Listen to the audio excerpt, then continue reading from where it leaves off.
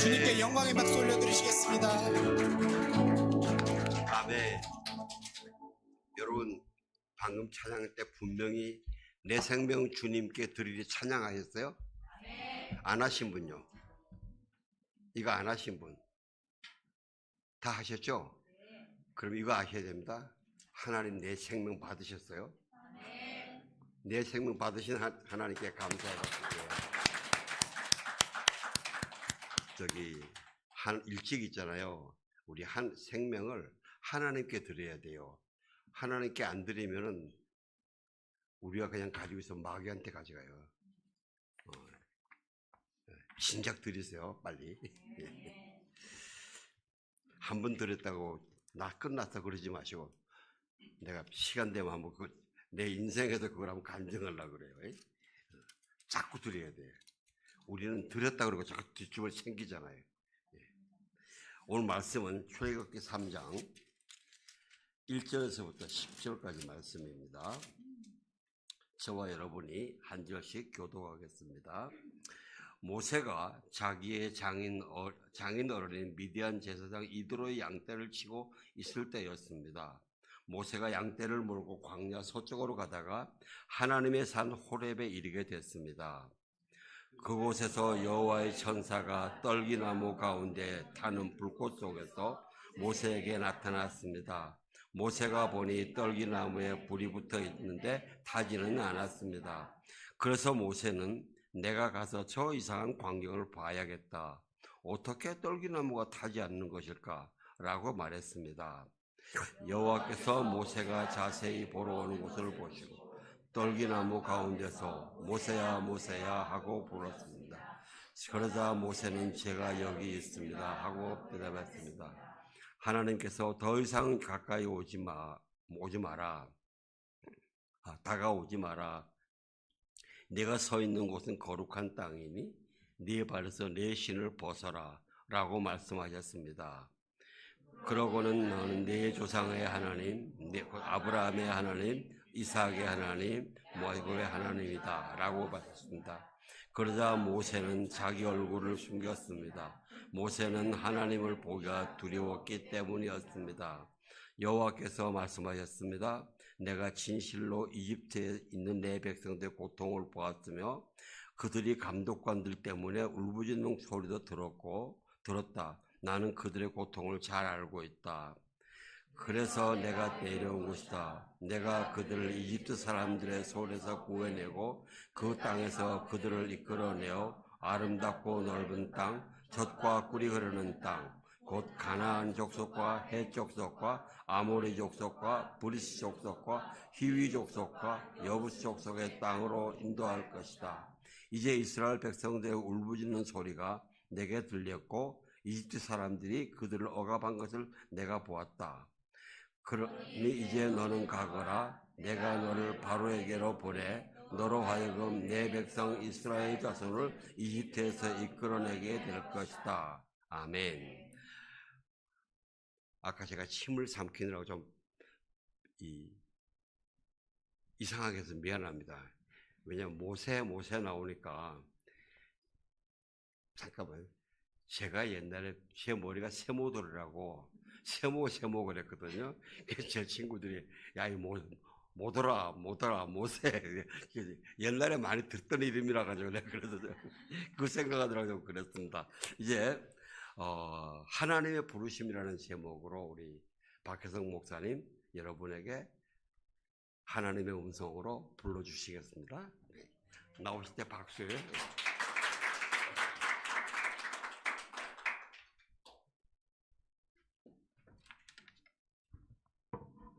네, 할렐루야. 아멘. 네, 오늘 날씨가 완전히 여름인 것 같아요. 그렇죠? 여름이 너무 마음이 급한가 봐요. 네, 이렇게 아름다운 봄날 여러분들과 함께 말씀을 나눌 수 있게 하신 주님께 감사와 찬양 드립니다. 네, 저희가 이제 계속 성경 인물별로 제가 말씀을 나누고 있는데 혹시 눈치채셨나요? 네, 제가 아브라함 얘기를 했었고 그다음에 지난번에는 요셉에 대해서 또 얘기했어요. 그리고 오늘은 모세, 에 대해서 좀 나눠보려고 합니다. 제가 최근에 이제 출애굽기를 읽고 묵상을 하면서 이 모세를 부르신 이 장면이 좀 이 부분에 좀 시선이 머물렀어요. 그래서 오늘은 우리도 사실은 하나님의 부르심을 받은 사람들이죠. 네, 그런 사람들로서 하나님이 부르셨다라고 하는 것이 무슨 의미인지 좀 여러분들과 함께 나누고 싶습니다. 먼저 그 부르심에 대한 의미를 조금 몇 단계로 나눠서 조금 얘기를 해보고 싶어요. 처음 저희가 첫 단계는 한번 말씀 한번 보여주실까요? 시편 139편. 네, 두 구절 있죠? 함께 읽어보겠습니다. 시작. 주께서는 내 장미를 지으셨고 내 어머니의 모태에서 나를 만드셨습니다. 나는 태어날 때부터 주의 품에 맡겨졌고 내 어머니의 태에서부터 주께서는 내 하나님이셨습니다. 네, 말씀대로 네, 우리의 육신을 어미의 모태에서 창조하셨기 때문에 하나님이 우리의 하나님이 이미 엄마 뱃속에서부터 되신 거예요. 네. 그래서 진정한 어미이고 아비는 하나님이시죠. 그리고 주님이 우리를 주님의 품에 맡기셨다고, 네, 품에 맡기셨다는 표현을 쓰세요. 그래서 여러분들이 태어나신 그 날짜, 그 시각이 바로 하나님이 부르신 그 날짜예요. 네. 그래서 우리의 육신을 하나님이 이 세상 밖으로 부르셨다라는 것입니다. 첫 번째 부르심. 자, 요걸 관련해서 우리 그림 한번 보겠습니다. 네, 다시 모세 이야기로 돌아와 보면 네, 어떤 장면 같으세요? 좀 분위기가 다르죠. 고대 이집트여야 되는데, 그렇죠? 요거는 이제 오라치오 젠틀레스키라고 하는 영국의 궁정 미술가의 작품이에요. 그래서 고대 이집트가 아니라 그 영국적인 뭔가 초록빛 이런 풍경을 배경으로 하고 있고요. 그게 이제 작품이 걸렸던 곳의 주변을 좀 연상시키도록 이미 그렇게 제작이 되었습니다. 그래서 그 당시에 그 영국 왕비가 이제 아들인 찰스 2세를 낳았기 때문에 그거를 기념하기 위해서 이제 의뢰를 한 거예요. 그래서 일부러 이제 고대 이집트의 모습이 아니라 이제 영국의 모습으로 그렇게 묘사가 되어 있습니다. 자, 요거는 저희가 방금 읽었던 부분이 아니라 출애굽기 2장의 말씀이죠. 네, 모세의 탄생이라는 제목의 작품이고, 네, 다 아시겠지만 그 모세의 어머니 요게벳이 어땠죠? 그 당시에 바로 파라오가 아이들을 다 죽이라고 했잖아요. 그런데 요게벳이 거역하죠. 파라오의 명령을 거역하고 너무나 아름다운 그 모세 아기를 갈대 상자에 엮어서 그 안에 넣고 나일강에 흘려보냅니다. 네, 그리고 누구를 같이 보내요? 네, 딸 미리암을 보내요. 그래서 이제 미리암이 어떻게 되나 하고 이렇게 따라가 봤을 때 마침 나일강에 네, 이집트 공주가 목욕을 하러 이제 시녀들하고 나오죠. 그때 이제 그 갈대 상자를 발견하잖아요. 네, 그러고 나서 그걸 발견했을 때 이제 너무 불쌍히 여기죠. 아, 히브리 남자애라는 걸 분명 알았을 거고. 그때 이제 미리암이 마침 그 순간을 잘 포착해서 만약에 대신 전 먹일 히브리 여자를 원하시면 제가 데려오겠습니다. 이러죠. 그랬더니 데려오라 했을 때 어머니를 데려가잖아요. 네, 그래서 어머니가 대신 젖을 먹이면서 모세를 키우죠. 네, 그래서 바로 이 장면, 바로 지금 제가 설명했던 그 장면을 보여주고 있습니다.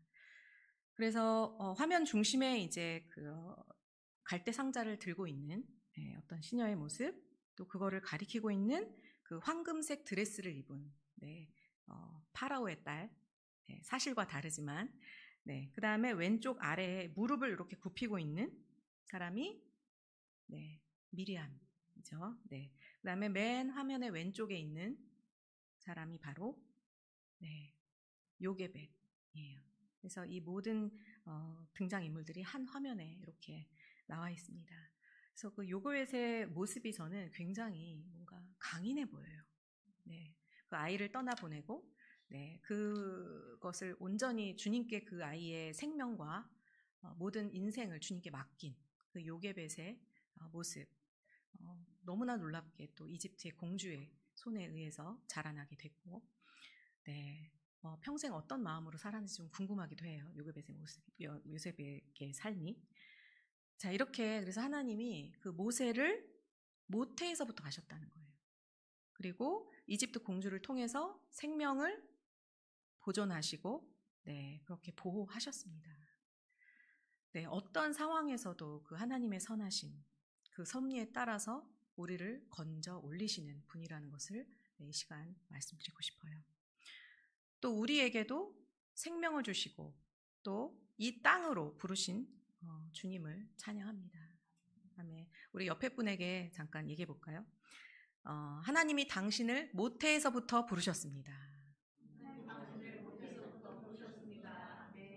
네. 네, 이미 모든 인간이 사실은 하나님이 부름받은 존재예요. 그렇죠? 자, 그다음에 두 번째는 좀 영적인 의미입니다. 구원으로의 부르심인데요. 저희 말씀 한번 또 보여주시면 좋겠어요. 디모데후서 1장 9절. 자, 시작. 하나님께서 우리를 구원하시고 거룩한 삶으로 부르신 것은 우리의 행위 때문이 아니라 그분 자신의 뜻과 은혜 때문입니다. 이 은혜는 영원 전부터 그리스도 예수 안에서 우리에게 주신 것입니다. 하나님께서는 미리 정하신 그들을 또한 부르시고 부르신 그들을 또한 의롭다 하시고 의롭다 하신 그들을 또한 영화롭게 하셨습니다. 네, 말씀처럼 구원과 그 성도의 거룩한 삶으로 부르셨다는 거예요. 네, 그래서 구원과 부르심은 굉장히 밀접하게 연결이 되어 있습니다. 네, 그리고 부르심이라는 거는 또 우리의 행위가 아니라, 그죠? 하나님이 먼저 죄송합니다. 우리를 주도적으로 부르시는 은혜라는 것을 이 구절에서 말씀하고 계세요. 네, 그리고 부르심이라는 것은 그 구원의 과정에서 굉장히 핵심적인 단계에 있다라는 것을 또 이 로마서 8장을 보면서 알 수 있어요. 어떤 단순한 초대가 아니고, 네, 구원에 이르게 하는, 네, 그런 부르심인데, 요거를 이제 신학 용어로 효력 있는 부르심 이렇게 부르거든요. effective calling이라고 부릅니다. 그래서 이제 일반적인 부르심은 그냥 복음이 모든 사람에게 이제 선포되는 거예요. 그러나 누구한테는 그게 받아들여지고 누구는 거부할 수 있어요. 그 일반적인 부르심이지만 여기서 나오는 그 효력 있는 부르심은 하나님이 어떤 사람 마음에 실제로 역사를 하셔서 반드시 믿음으로 응답하게 하는 그런 부르심을 말합니다. 그래서 그 부르심의 결과는 뭐예요? 의롭다 하시다라고 칭의라고 하는 것이고 또 나아가서 영화롭게 되는. 네. 그리고 또 요한복음 6장에는 그런 말씀이 있죠. 예수님이 아버지께서 네, 이끌지 않으면 나에게 올 수 없다. 네. 그래서 내적으로 이끄시는 역사를 말씀하고 있습니다. 그리고 부르심, 또 이런 부르심은 죄를 깨닫게 하세요. 단순하게 그냥 좋아서가 아니고 죄를 깨닫게 하시고 또 예수님을 믿고 싶게 만들어요. 네. 강제로 끌고 가는 게 아니라 자발적으로 네, 믿도록 변화시키는 그런 역사를 만들어냅니다. 그리고 지금 이 순간도 네, 수많은 사람들을 각자의 자리에서 각자의 방식대로 그렇게 주님의 품으로 부르고 계십니다. 제가 이제 얼마 전에 어떤 영상을 봤는데요. 한 예로 잘 아시죠? 지난 4월 1일에 어떤 일이 있었죠? 네, 유인 우주선 아르테미스 2호가 이제 비행사 4명을 태우고 달로 갔어요. 달의 뒷면까지. 그래서 인류 역사상 가장 우주의 먼 곳까지 이제 가게 된 사건이었죠. 근데 그때 그 4명 중에 그 한 분, 리드 와이즈만이라고 하는 그 팀의 팀장, 리더가 이제 고백을 했어요. 뭐라고 고백을 하냐면, 그 캡슐에서 딱 나왔을 때 그 군종 목사님을 바로 불렀대요. 그래서 그분을 부르고 났는데 그분의 그 목사의 그 옷에 깃에 있는 작은 십자가를 봤대요. 근데 그 십자가를 본 순간 눈물이 터졌다고 그래요. 네, 그러면서 자기는 종교적인 사람이 아니다. 그러니까 무신론자였다는 것으로 이해가 되는데 그럼에도 불구하고 자기가 본 것은 어떻게 말로 설명할 수 없었다. 라는 고백을 하거든요. 저는 그분을 주님께서 우주에서 부르셨다고 생각해요. 네, 하나님 그렇게도 역사하시는 분이고, 근데 놀랍게 실제로 그 나사의 많은 직원들이 크리스찬입니다. 그 우주의 광활한 우주, 그 속에 있는 작은 지구, 또 그 안에 있는 인간들의 너무나 그 연약한 그 모습을 묵상하다 보면 그냥 신의 존재를 인정하지 않을 수 없을 것 같아요. 네, 그걸 실제로 봤다면 더 그렇겠죠? 네, 그래서 저는 이러한 세계 곳곳에서 정말 하나님의 방법으로 그렇게 하나님을 만나게 하는, 하나님이 부르시는 역사들이 지금 이 순간도 계속되고 있는 줄 믿습니다. 네, 우리 베드로전서도 한번 읽어볼게요. 베드로전서 2장 9절 시작.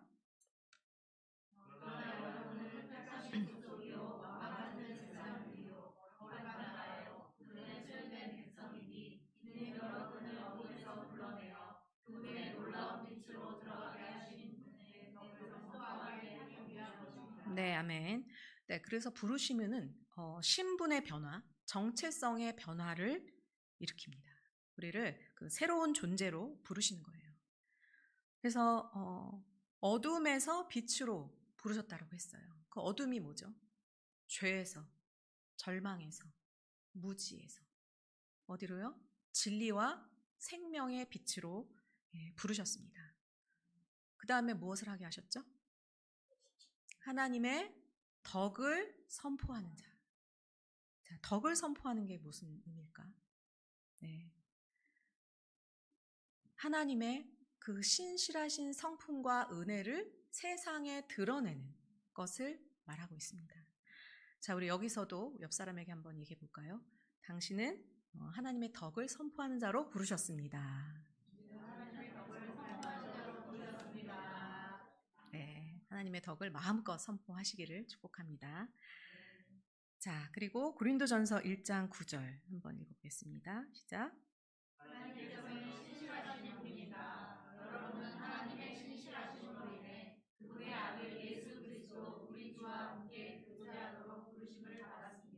네, 아멘. 또 여기서의 부르심은 또 뭐라고 하죠? 하나님과 교제하기 위해서 부르셨다라고 말씀하고 계세요.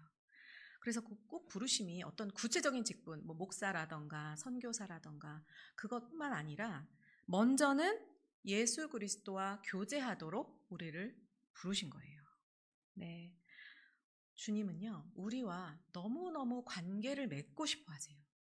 사실은 우리를 창조하신 목적도 그러셨고, 또 이 모세를 통해서 백성들을 그 이집트에서 꺼내신 것도 내가 너희의 하나님이 되고 싶어서, 네, 함께 교제하고 싶어서 네, 끌어내셨다고 여러 번 성경은 말씀하고 계십니다.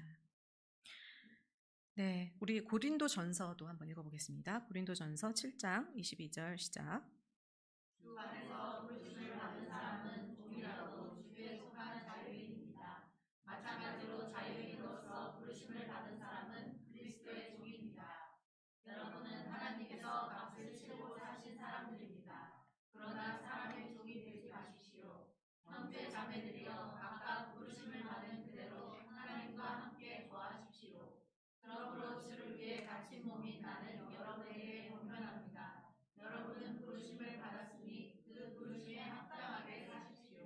네, 뭐라고 얘기합니까? 부르심을 받은 대로 합당하게 살라고 말씀하고 계시죠. 그래서 여기서 부르심은 어떤 사회적 상태 그리고 직업 그냥 그 살아가는 방식과 또 연결이 되어 있어요.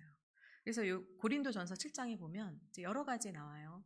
결혼을 했든 안 했든 유대인이든 이방인이든 또 자유인이든 노예 상태든 네, 그것과 상관없이 주님 부르셨고 오히려 노예 겉으로는 외부적인 어떤 상황은 묶여있는 상태일지라도 노예인 상태일지라도 그 심령은 주님 안에서 자유하다라고 얘기하고 있어요.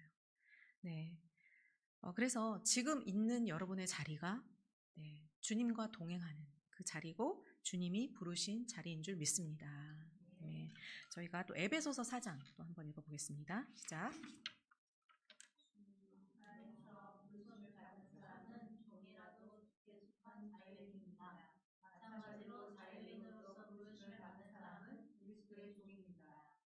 네. 하나님께서 값을 치르고 사신 사람들입니다. 그러나 사람의 종이 되지 마십시오. 형제 자매들이여 각각 부르심을 받은 그대로 하나님과 함께 거하십시오. 그러므로 주를 위해 갇힌 몸인 나는 여러분에게 권면합니다. 여러분은 부르심을 받았으니 그 부르심에 합당하게 하십시오. 아까 전에 에베소서까지 연결해서 읽으셔서 됐군요. 네, 부르심에 합당한 삶에 대해서 얘기하고 있어요. 그래서 부르심이 어떤 한 이벤트, 사건으로 끝나지 않습니다. 네, 변화된 존재의 삶의 방식으로를 요구하세요. 윤리적인 거나 어떤 태도나. 그래서 구약에서는 하나님 뭘 주셨죠?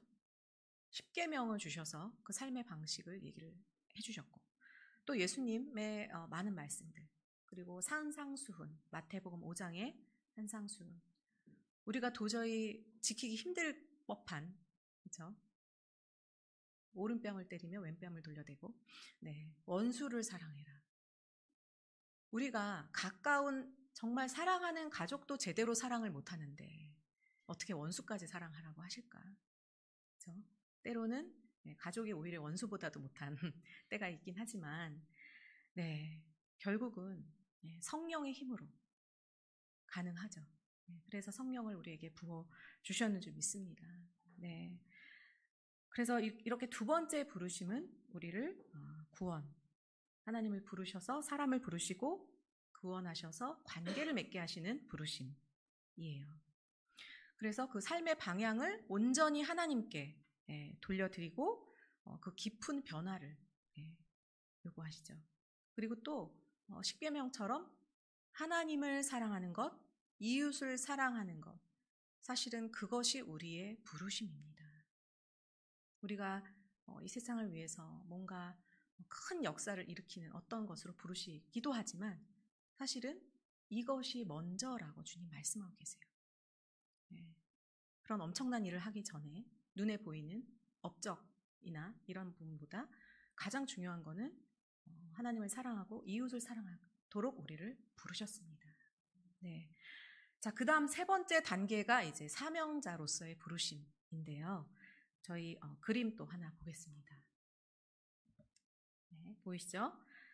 자, 불타는 떨기나무라는 제목의 작품이고 프랑스 화가 세바티엥 부르댕, 부르동의 작품입니다. 네, 바로크 시대의 종교화고요. 굉장히 좀 섬세한 구성력, 그다음에 명암 처리로 좀 신성한 계시의 순간을 극적으로 표현하고 있어요.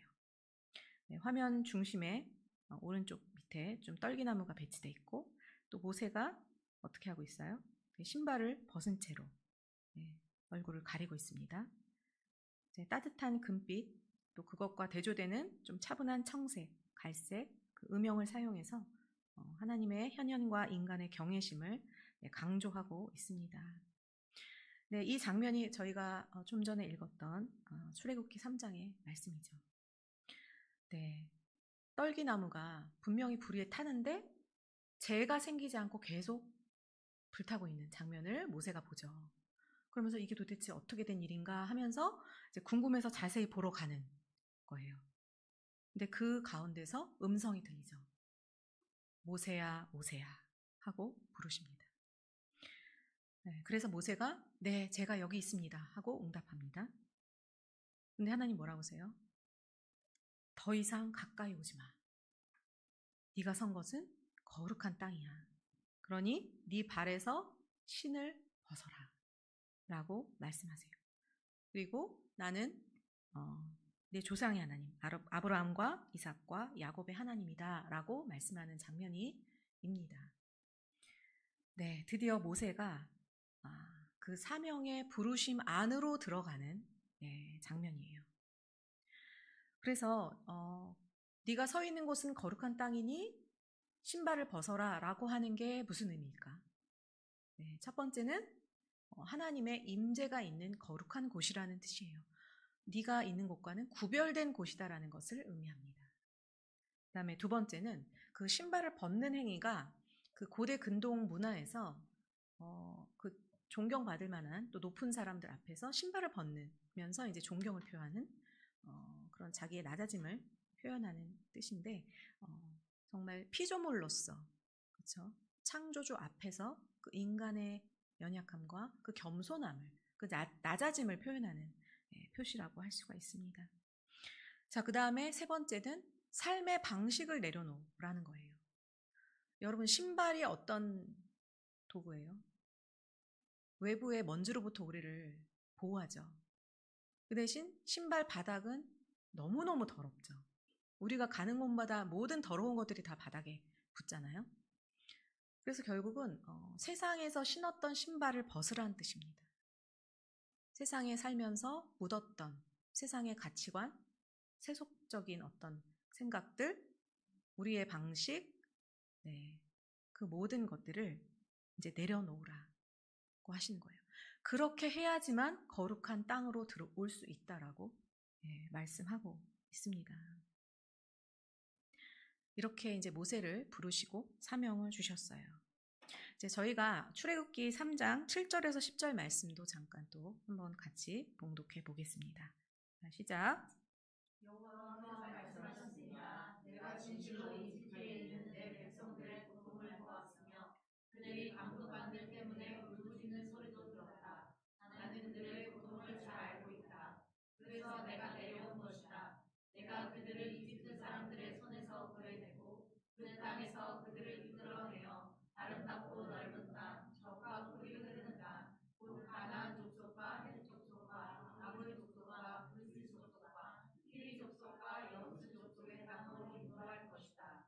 이제 이스라엘 백성들의 울부짖는 소리가 내게 들렸고 이집트 사람들이 그들을 억압한 것을 내가 보았다. 그러니 이제 너는 가보라. 내가 너를 바로에게로 보내 너로 하여금 내 백성 이스라엘 자손을 이집트에서 이끌어내게 할 것이다. 네, 아멘. 저는 여기서 동사들의 주목이 됐어요. 동사. 뭐라고 하셨죠? 주님이 우리의 고통을 보셨다고 했고, 또 울부짖는 소리를 들으셨다고 했고, 또 고통을 잘 아신다고 하셨어요. 그래서 어떤 일을 하나님을 이스라엘 백성들을 이집트에서 구하고 또 젖과 꿀이 흐르는 땅으로 이끌어내고 인도할 것이다. 네. 그러니 너는 바로에게 가거라. 내가 너를 통해 그 일을 할 것이다 라고 말씀하셨고 실제로 그 일을 행하시죠. 그래서 말씀과 같이 하나님은 우리의 모든 것을 보시고 들으시고 잘 알고 계세요. 네. 근데 때로는 우리가 힘들 때는 그게 보이지 않고 하나님의 어떤 함께 하심이 느껴지지 않을 때도 있어요. 그럼에도 불구하고 주님은 다 보고 듣고 알고 계신다는 거. 그래서 누군가를 보내셨다는 거. 네. 우리가 처음 주님을 만나기 전에 누군가를 보내셨어요. 네. 모태신앙인이어도 부모님을 보내신 거죠. 그렇죠? 네, 우리도 누군가에게 보내짐을 받으시기를 축복합니다. 자, 그래서 참고로 이제 히브리어에 바이크라라고 하는 단어가 있어요. 그게 레위기의 히브리 이름이거든요. 바이크라. 근데 뜻이 그리고 그가 부르셨다는 뜻이에요. 그래서 레위기 1장 1절은 그렇게 시작해요. 여호와께서 모세를 불렀다. 그래서 이때의 부르심은 레위기는 이제 거룩함 그리고 예배로의 부르심이죠, 주로. 그리고 이제 바이크라의 원형에 이제 카라라고 해요. 카라는 부르다, 외치다, 이름 짓다, 선포하다 이런 뜻이 있어요. 그리고 신약에서 헬라어로 부르다는 뜻은 칼레오라고 해요. 칼레오도 하나님이 사람을 구원하시고 어떤 목적을 가지고 부르신다라는 의미예요. 그래서 구약의 부르심, 신약의 부르심 다 사실은 동일하게 공통적으로 구원, 그 다음에 어떤 관계, 삶의 변화, 목적까지 포함하는 하나님의 주권적인 행동입니다. 그래서 하나님 백성들을 구원하시고 하나님과의 관계를 맺기 위해서 수많은 사람들을 부르셨죠. 모세뿐만 아니라 그 이후에 수많은 선지자들을 부르셨고 또 부르시다 안 되니까 누구를 보내셨어요? 하나님의 아들 예수 그리스도를 보내셨죠. 그리고 예수님 승천 이후 또 수많은 예수님의 제자들을 통해서 또 부르셨습니다. 그리고 이 자리에 서 있는 저도 부르셨죠. 네. 예전에 한번 얘기했던 적이 있었던 것 같은데 정말 제가 버렸던 재능, 그림이라는 버렸던 재능을 주님이 다시 오히려 신학교를 졸업하고 나서 그림을 다시 그리라고 강력하게 말씀하셨고 결국은 제가 19년 만에 덜덜 떨면서 붓을 다시 잡았어요. 네, 모세가 그 얘기 하잖아요. 저 입이 뻣뻣해서 못합니다. 사실 여러 번 거절하거든요. 저는 손이 뻣뻣해졌었어요. 네. 그래서 저는 모세가 그렇게 고백한 게 무슨 의미인지를 알 것 같아요. 네. 40년 동안 안 그랬을까요? 네. 그랬지만 주님 말씀에 순종함으로 네. 오히려 저를 그 19년 동안 저의 모든 어떤 인간적인 생각이나 세상의 가치관이나 이런 것들 다 내려놓게 하신 것 같아요. 내가 그림을 잘 그린다라고 하는 어떤 조금이라도 교만한 마음 이런 것들을 다 내려놓고 완전히 백지 상태, 하얀 캔버스를 만드시고 그 다음에 주님의 그림을 그려나가도록 하셨어요. 그래서 그것을 통해서 저는 작품을 통해서 또 전시를 통해서 또 미술치료, 뭐 강의, 설교를 통해서 다양한 방법을 통해서 이제 복음을 전하는 자로 주님께서 부르셨습니다. 여기 계신 여러분도 모두 부름받은 자들인 줄 믿습니다. 생명을 주셔서 모태에 나오게 하셨어요. 그렇죠? 그리고 예수님을 만나서 믿음으로 구원을 주셔서 이 세상이 지배하는 시스템에서 하나님이 통치하시는 하나님의 나라로 부르셨습니다. 그리고 그 안에서 하나님과 함께 교제하게 하셨고 하나님의 백성으로서의 거룩한 삶을 살게 하셨습니다. 그래서 이제는 이제 교회 안에서만 머무는 것이 아니라 세상으로 보내셔서 이제 복음을 전하고 또다시 하나님의 나라를 만들어가는 자로 사명을 주셨는 줄 믿습니다. 근데 그것을 위해서 우리 모두가 신학교를 가고 모두가 해외 선교사로 파송을 받을 필요가 없죠. 여러분이 계신 곳이 바로 선교지인 줄 믿습니다. 근데 물론 뭐 강권적으로 만약에 주님이 하도록 이끄시면 당연히 순종하셔야죠.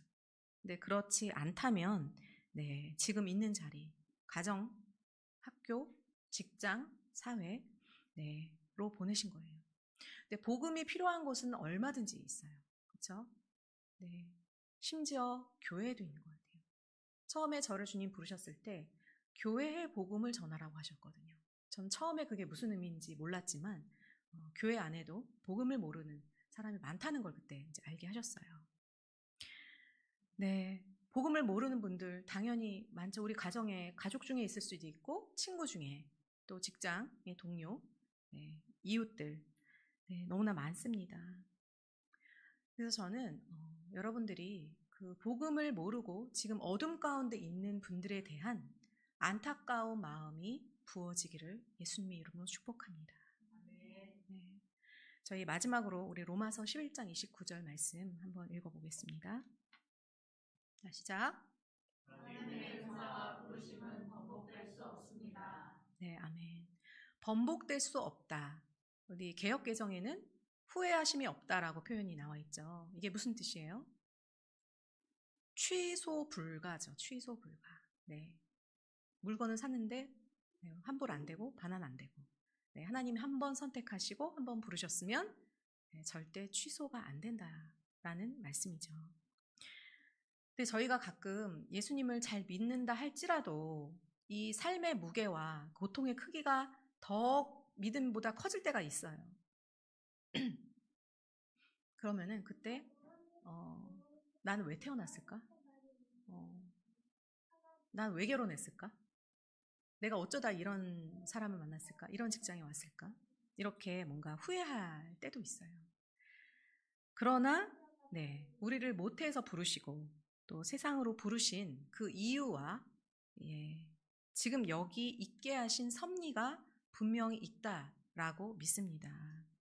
그리고 앞으로 더 분명히 찾아가시게 될 것을 또 믿습니다. 사실 모세도 그랬을 것 같아요.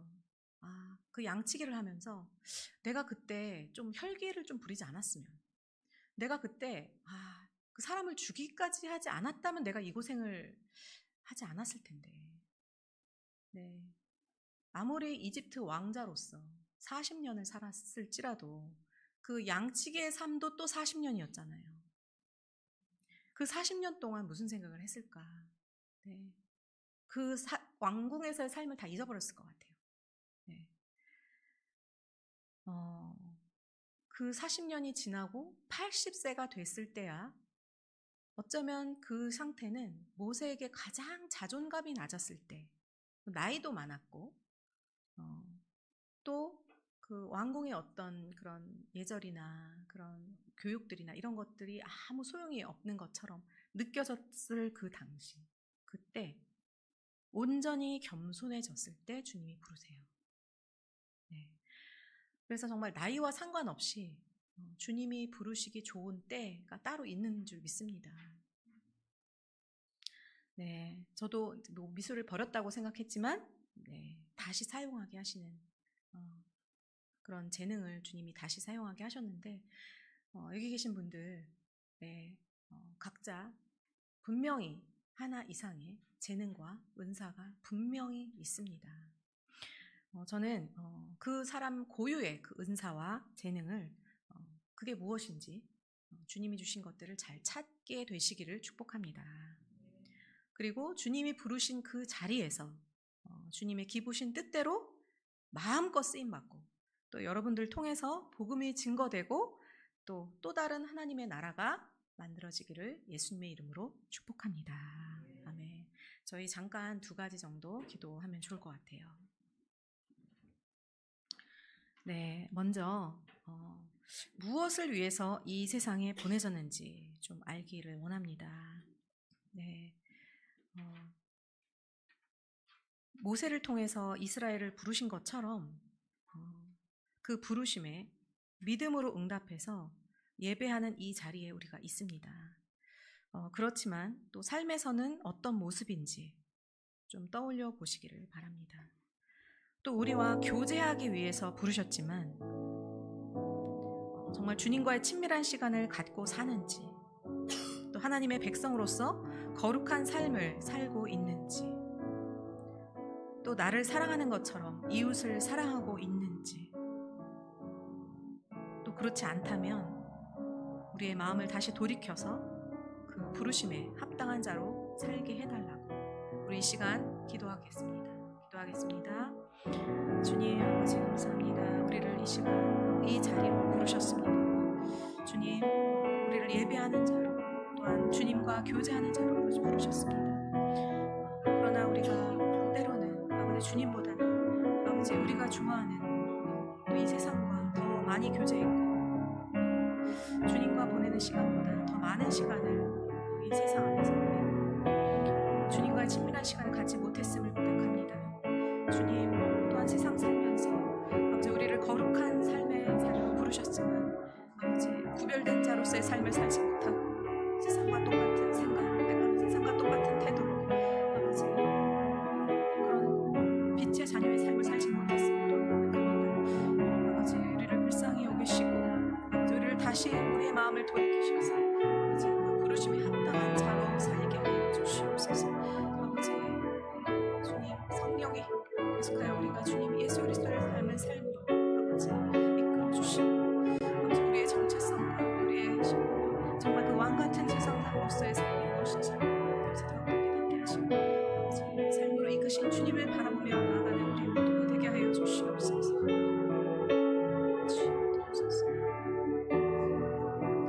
우리 또 기도하겠습니다. 하나님이 모세에게 나타나셨을 때 그 백성들의 고통스러운 모습을 보았고 또 그 울부짖는 소리를 들으셨고 또 그의 고통을 잘 안다고 말씀하셨습니다. 지금 이 순간도 세상에 수많은 영혼들이 죄와 어둠과 절망에 고통받고 있습니다.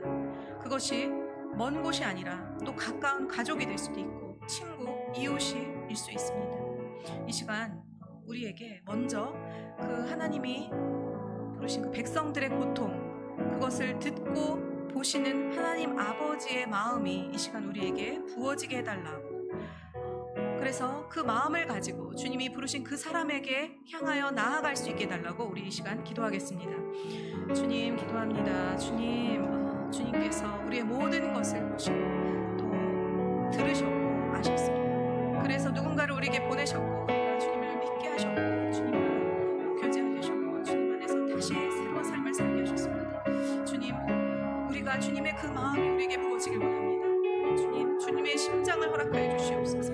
아버지, 주님의 보는 것을 보게 하시고 주님의 듣는 것을 듣게 하시고 아버지, 주님이 아는 것을 우리가 알게 하여 주셔서 아버지, 주님께서 보내시는 그곳으로 우리가 나아가 아버지 또 다른 아버지 주님의 마음을 전하고 아버지 하나님의 거룩하심을 증거하는 자, 아버지 주님의 놀라운 은혜를 증거하는 자, 주님 먼저 아버지 세워주시고 아버지 주님이 가라 했을 때 아버지 우리가 거절하지 않고 아버지 바로 순종할 수 있는 아버지 믿음의 아들이 될 수 있게 하여 주시옵소서. 주님, 아버지 우리가 능력이 없고 힘이 없지만 그럼에도 불구하고 아버지 성령의 힘으로 나오게 하실 줄 믿습니다.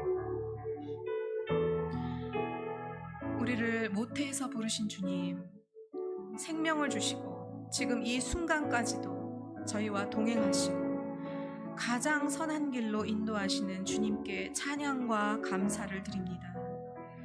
우리를 어둠에서 불러내셔서 진리의 빛 가운데로 인도하시고 빛의 자녀가 되게 하심 또한 감사드립니다. 그러나 그 부르심에 합당치 못한 삶의 모습들이 있다면 불쌍히 여겨 주시옵소서. 우리의 삶의 방향이 온전히 주님께 향하게 하시고 주님과 참된 교제를 할 수 있게 하여 주시옵소서. 그래서 우리의 영혼이 먼저 회복되고 사랑으로 충만케 하여 주시옵소서. 또한 절망과 고통 가운데 있는 영혼들에 대한 아버지의 마음을 부어 주셔서 세상에 하나님의 사랑과 은혜가 무엇인지를 전하는 부름받은 자들이 되게 해 주시옵소서. 우리 예수은혜교회 성도 한 분 한 분이 모세처럼 겸손한 하나님의 사람으로 세워지고 하나님의 기쁘신 뜻대로 쓰임받는 마지막 때 그리스도의 신부들이 될 줄 믿으며 예수님의 이름으로 기도합니다. 아멘.